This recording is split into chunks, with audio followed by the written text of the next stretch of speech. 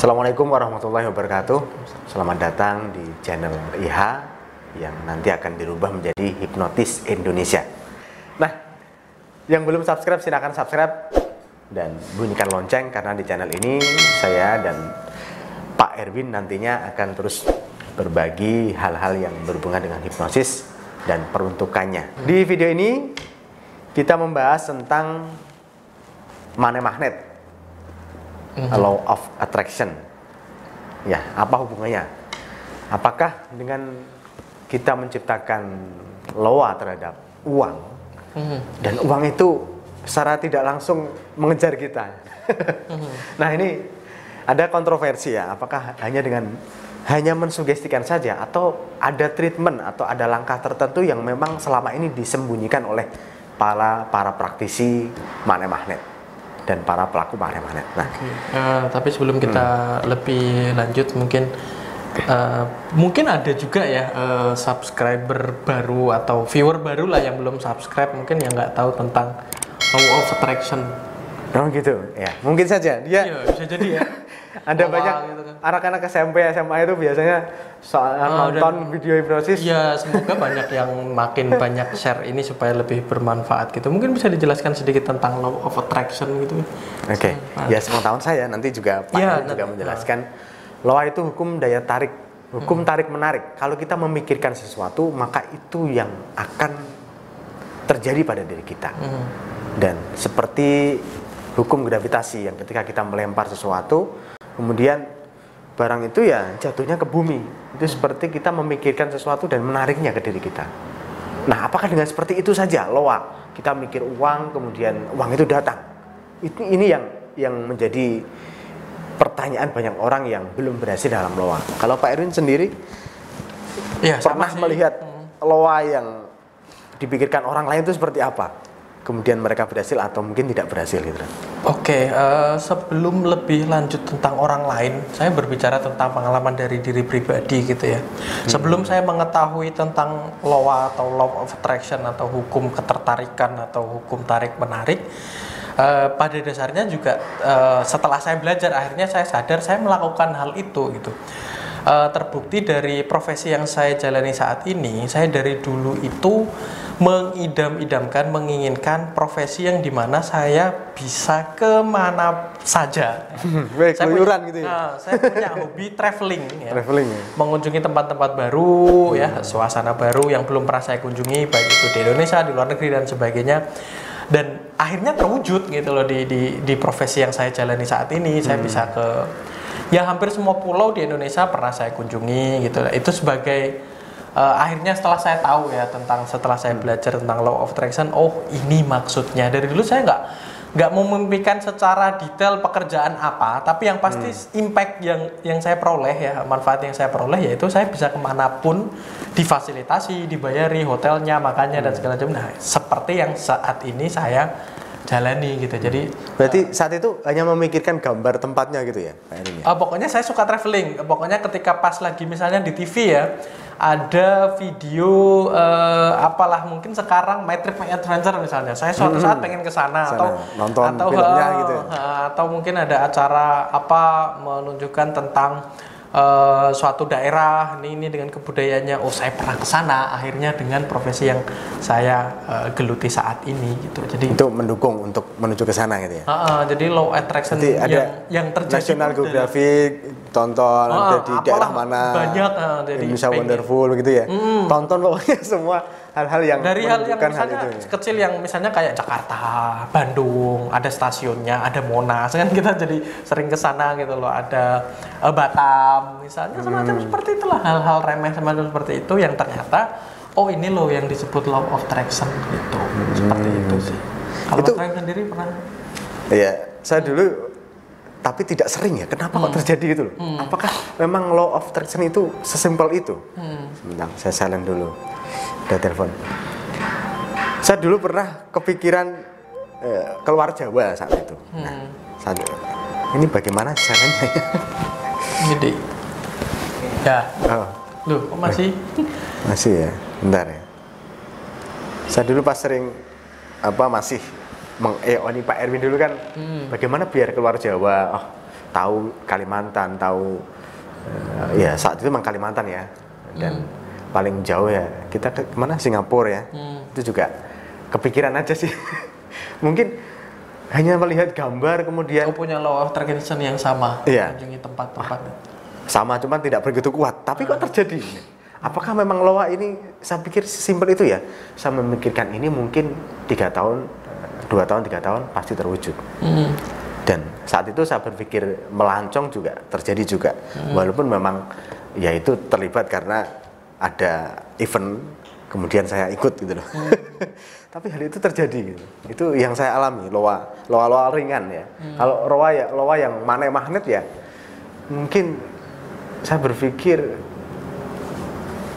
selama ini kalau nggak nyampe nggak mendekati ya kadang lebih gitu. Misalkan bulan ini saya butuh 4 juta, 5 juta. Saya pikir bagaimana caranya biar begitu. Saya membayangkan uang itu ada dan ada kemudahan untuk menjalaninya. Akhirnya ya dapat juga gitu. Kadang mendekati, kadang ya mendekati itu berarti kurang ya. Kurang dari yang dipikirkan. Ada juga lebih hampir seperti yang kita pikirkan. Itu yang saya alami. Nah, apakah memang sesimpel itu ya, Pak Erwin?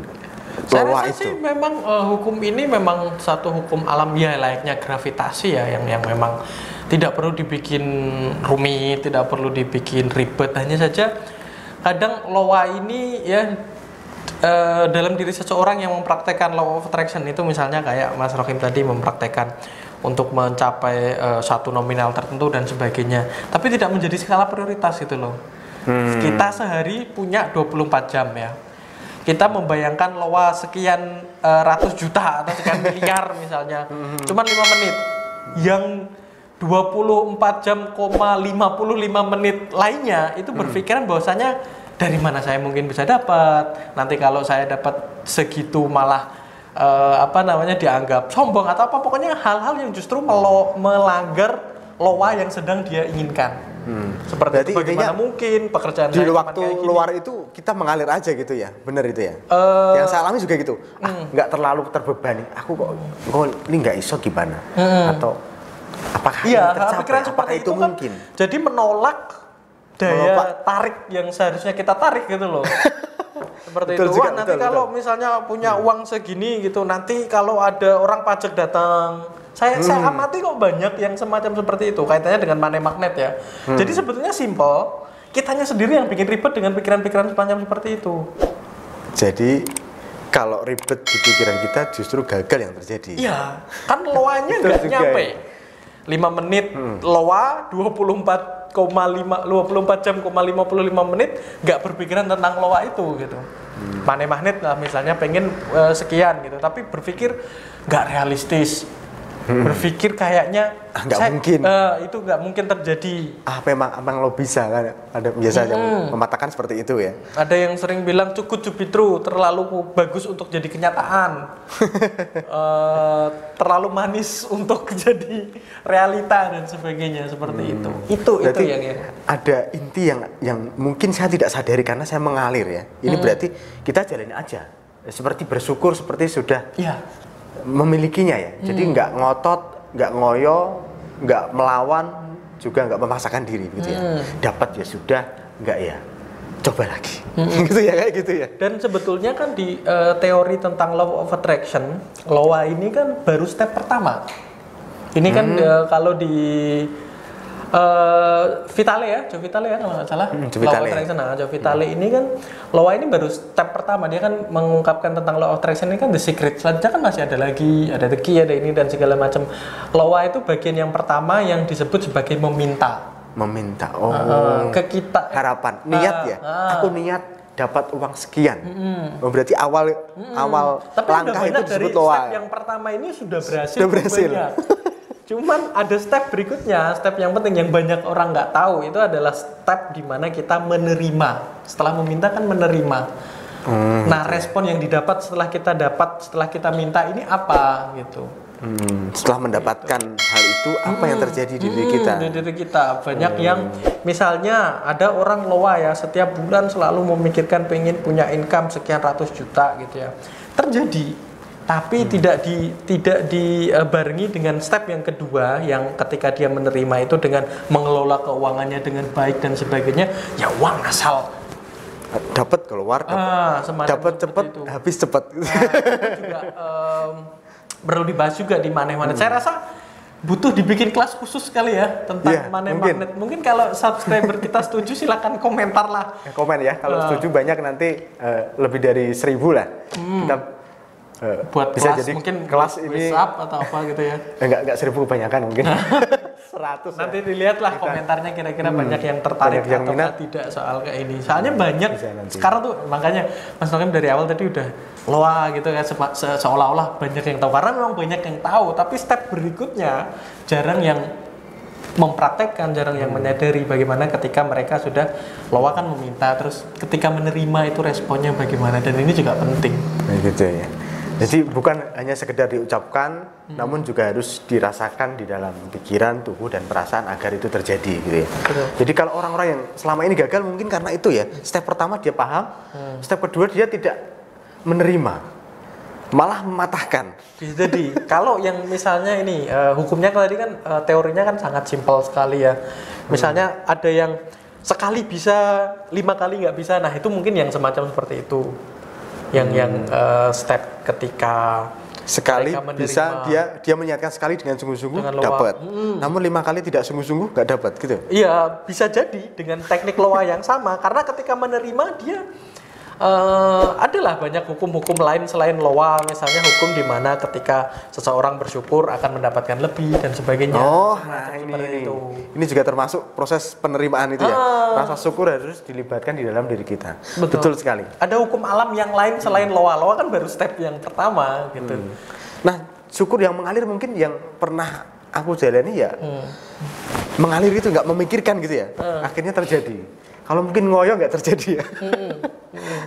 Bisa jadi. Nah, ini menarik sekali, dan kalau memang nanti banyak yang tertarik. Ini sih masih dangkal karena kita terbatas soal durasi. Makanya kalau pengen tahu lebih dalam, dan silakan komentar lah nanti. Nanti kita kalau banyak yang minat, kita akan bikin kelas khusus bagaimana membuat diri kita menarik uang dengan cara loa. Nah, boleh yang belum subscribe silakan subscribe.